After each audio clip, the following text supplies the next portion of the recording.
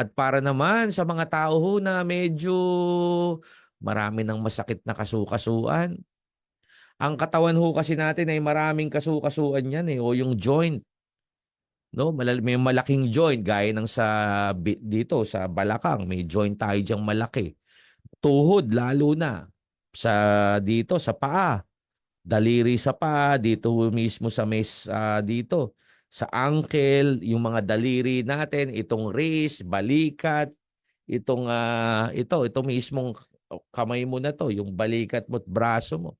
May mga joint diyan.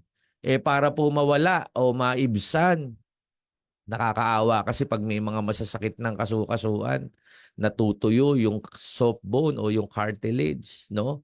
Nagkakaroon ng rayuma, nagkakaroon ng mataas na uric acid sa dugo. Naku, yan ang kalaban natin, yung tumataas na uric acid sa dugo. No? Pag mataas ang uric acid mo sa dugo, ang tendency po yan, aatakihin ka ng rayuma, arthritis.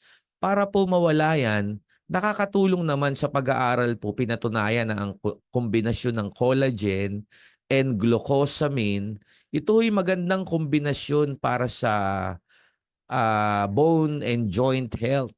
At the same time, maganda ho sa balat, nagiging elastic. Hindi ho basta-basta kukulubot ang balat mo. So yon, maganda to for adult. Pwede yan i-take once or twice every day. Magandang regular para prevention na. Prevention is very, very powerful.